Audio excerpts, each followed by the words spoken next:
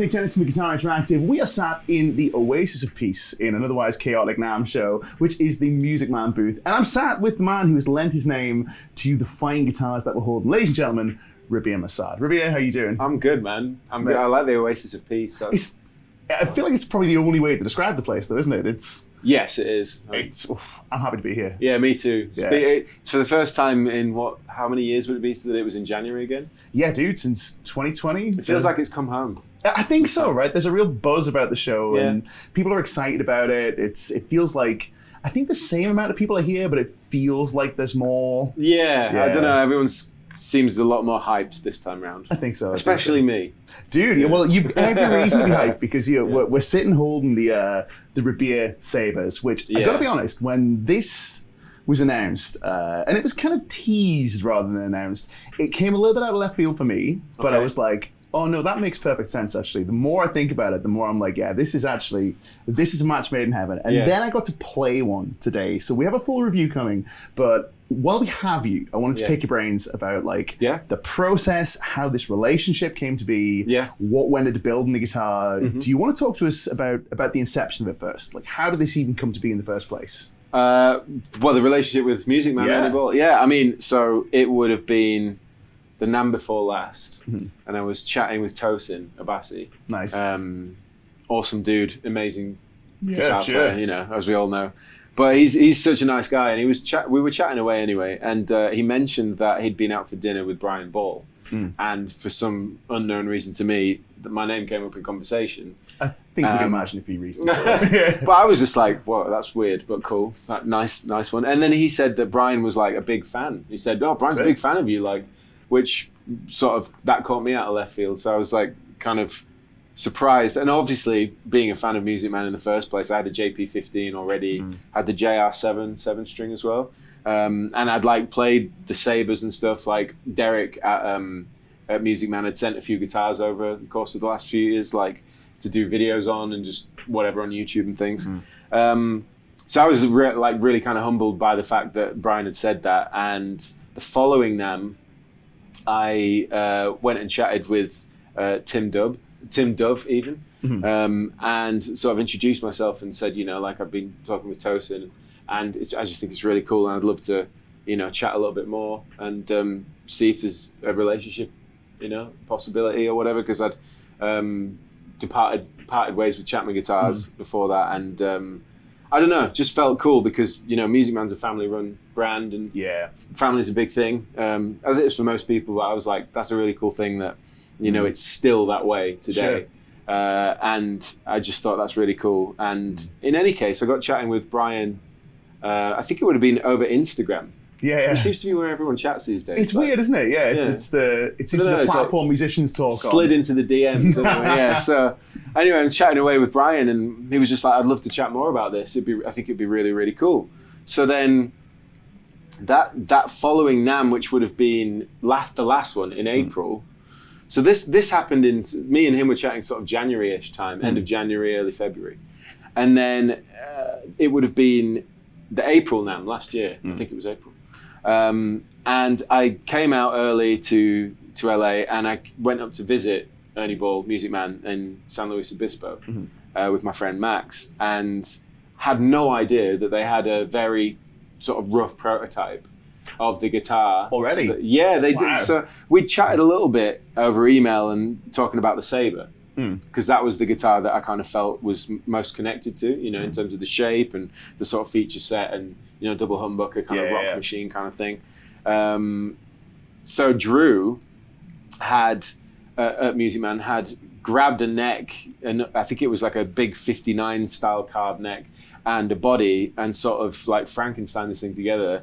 And he'd done like a neck carve that I'd sort of alluded to, which was like thicker down here, thinner up here. Yeah, we'll talk about that. Yeah. And so then when I turned up, they'd sprayed it and put my bare knuckles in it, and so they'd gone and got the bare knuckles, and they just put this guitar together, which it was like a trans black with gold hardware thing that I was showing last year. Anyway, surprised me completely out of the blue, like, check this out. There you go. What do you think? Yeah. And I just met Brian in person, met Drew properly, and I was just completely gobsmacked with that. And then we announced me joining at that point, you know, which was just surreal. Like I was expecting to announce, being a Music Man artist, but was not expecting to announce doing that with a guitar to talk about as well. Dude. So since then, we've been developing it since last April. Magic. Well, I mean, it's come out great, but what a roller coaster. That's wild. And anybody who's it's become fashionable to dunk on the NAMM show over the last few years. Anybody who says, no, NAMM doesn't matter, it's not true. Yeah, not true. Big things happen. So we're over the moon to be sent with the guitars. I'm holding the retail version. You're holding the limited edition, which is direct customer. This is what, 17 of 30? This is 19 of 30. 19 of 30. So if you get this one, Rubia's played it. So there you go. Sick. It's worth even more now, I think. But they're both great guitars, man. There's not a huge difference in spec from what I remember, but let's talk about the guitar itself. So first of all, what drew you to the Sabre in particular? I feel like it was like a modern sort of super strat style guitar, like it had that double humbucker thing, and it was just because I'd tried one. Derek had sent me one a few years before, and I just connected with it. I found it really easy to play, sounded great, and I'm a big fan of this kind of shape as well. Like I'd used that kind of guitar for years. I used to have a Nuno guitar, and like I've always been into this shape really. In any case, the reason that I went for the Sabre was mainly because I felt connected to it more. It's a bit bigger body as well. Yeah. I'm a big guy. Same. So it feels nice and comfortable to have like a decent sized body. Tiny guitar. Yeah. I hear you. And so we started developing it from there really. It was just like, I wanted to keep it double humbucker obviously. One of the main changes that I was up for was having a fatter neck. I wanted to... More down at this end. Yeah. So what's the deal with that? What led to the decision to make the neck chunky down here and then taper? So I don't think it actually gets thinner. It just feels like it's thinner. So it's my complete lack of guitar technical. I have no idea really how it all works, other than just coming up with random ideas. And I said, it'd be cool if the neck thinned out a touch up at the top of the fretboard, because I want to play riffs down here, but I want less going on up here. So the original prototype that happened last April was done by hand. So we've basically recreated that, and it is very mildly thinner up here. Okay, so it actually does get thinner. Yeah. Yeah, I guess you can kind of feel it there, can't you? But it's interesting because if you've noticed it, but you can't really, because you said, it kind of feels different. That's really how subtle it is. Yeah. But really, I just wanted a chunkier neck under the hand in general. But I did notice that, and I guess that leads us on to the heel. Yeah. Because that's another change, isn't it? Yeah, that was a big one because I've got big hands. Yeah. And I found that trying to play up at the top frets, I always play 22 fret guitars, really. Like, if I have a choice, it's 22. Well, that clunky neck pickup sound is such a big part of your signature, and I guess it has to be in the right spot, doesn't it? Yeah. You can't move it, otherwise it won't do the Rabea thing where it goes, yeah. Which I love, right? I'm so into that. It's killer. Sick, man. Yeah. So having the 22 fret thing, and then I was playing the Sabre a lot on tour. So they sent me a Sabre with a fatter neck before I got the prototype. This is going back a couple of years, on tour with Frog Leap, and we were doing a lot of the shows. And I found that we're trying to do the lead up at the top. It was just a lot going on, a lot of wood on my hand, and I just struggled. So I sort of expressed that to Drew, and the first thing he did was add the spoon cut there. And then on the second prototypes started to come away at this carve here. So like the lower horns had some taken out. That's similar to the Jason Richardson design, how they did the same thing there. But this, he did one revision, and I was like, can you take a little bit more away? He was like, I don't know about that. It's starting to get to the point where it might not be like structurally good. And I was like, this might snap. Just try though. Yeah. Come on, man, just try.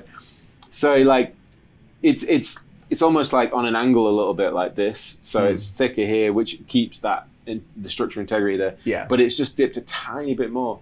And honestly, I picked my final versions of these up yesterday.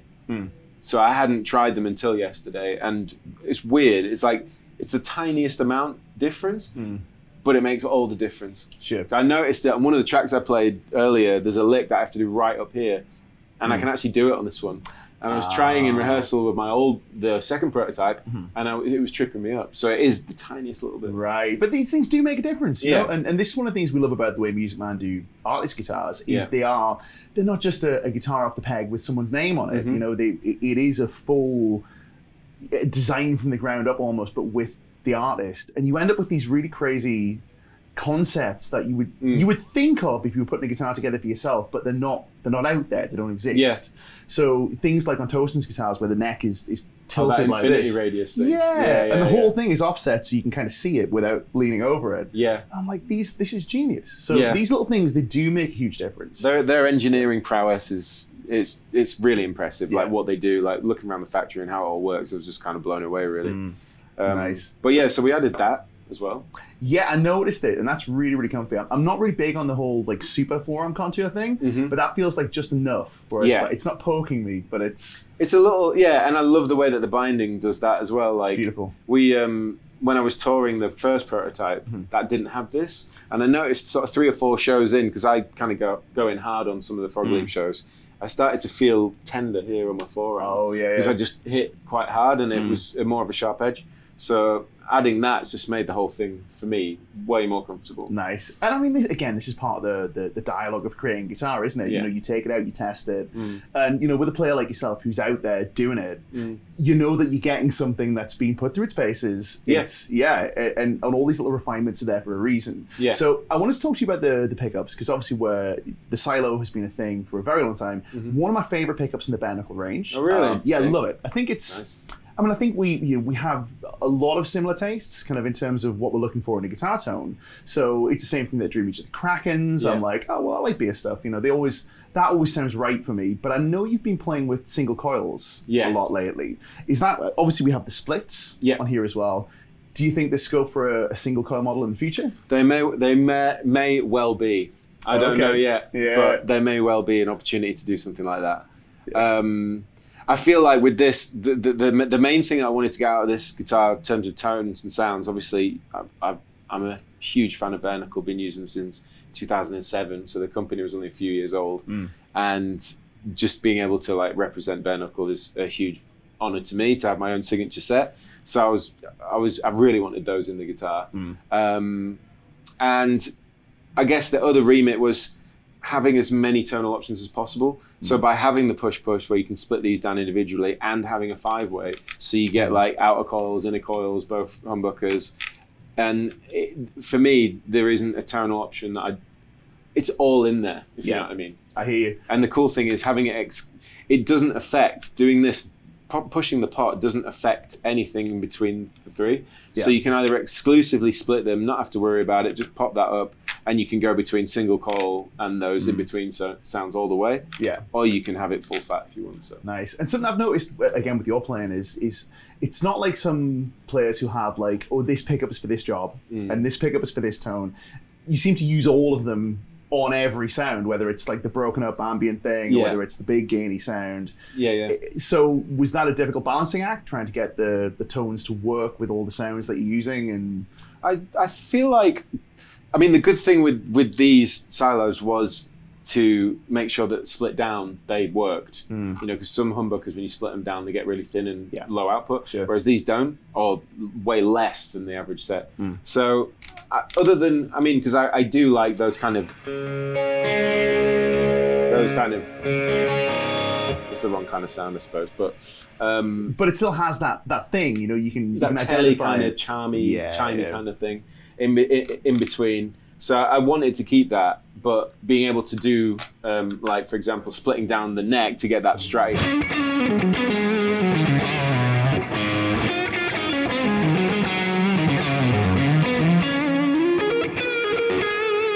That you can't really get on a humbucker. Yeah. So. Yeah. No, dude. I mean, the silos do it great, but I think the guitar is definitely adding something. Big time. Yeah. I mean, the two differences between these two, and actually, it's quite interesting because you know people talk about how like wood doesn't make a difference to the guitar, which I fundamentally disagree with. I agree. Exactly. I'm totally with you. 100% with you. People are happy to color me in the comment section, but I don't care. Crucify us. It's, I will die on this hill. Like, I will as well. But like having ebony on that and then maple on this one's almost a tiny bit brighter, or somehow the neck composition of the woods, it allows it to do a different thing to this one. Yeah. I don't know what it is like. And what's interesting is like I lean to this one for riffing. And I lean to this one for leading. Interesting. Do you know what I mean? You know, I can totally hear that, man, because there's an upper mid thing going. I played them both before we started chatting, and there's definitely more of a like you say, kind of an upper mid resonance, I guess, or maybe like an overtone going on in there. That's not so much present in this guitar. This is more of a fatness, more of a silky thing. Yeah. It is subtle, but it's there. Yeah. You know, and I guess it makes you play a certain way. And it's interesting that you have that where like this is the guitar that it just kind of happened naturally when I got the second prototypes, and I'd be like working on music at home, and I would just lean over to do lead, and I'd pick this one up. And I'd be like, I need some dirty riffs, and I'd just pick that one up, naturally, you know. Yeah, man. And the funny thing is that the only difference is, I mean, yeah, this is flame, that's bird's eye, but the only real difference being is that's ebony and this is maple. So I don't know. Yeah, it makes a difference. I think so. I think so. So there you go. We're going to title the video of that. It's Rabea thinks tone whip matters. But hey, you know, like when you're dealing with a signature guitar where everything has to be just so, all these little details add up, you know, and a guitar is a recipe rather than a series of individual elements. It all adds up into a thing. And when you put it right, it's something really special. I mean, even having a bridge so this is inspired by the JP15 bridge, whereas the JP15 bridge is it's like a floating trem, whereas this sits against the body, because like people often have asked over the years, like on YouTube comments or whatever, like you always have a trem on your guitar, but you don't always use one. Yeah. And the main reason is because it adds something to the sound. I've always played guitars with trems. Yeah. So like my first main guitar being the Nuno guitar, had a Floyd on it. And then I had a guitar with a Floyd, and I've always had guitars with trems. And I'm so used to what it does to the sound, the resonance, the response, whatever it is, that's something I wanted to keep.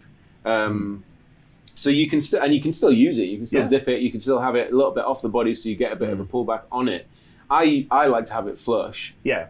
But and it allows you to do a dive bomb if you want to do that. I mean, you pick really hard as well. So like, if you had it floating, it would gargle and do that kind of boing thing. Yeah. But I totally agree. It definitely adds something. Yeah. It could be the springs. It could be the fact that the trem gives when you bend or something. But totally agree. You know, it's a system at the end of the day. But man, you know, we've come up with something really, really cool here. I think you should be very proud. I'm sure you are. I'm immensely proud. Yeah. It's killer. So these are going to be available.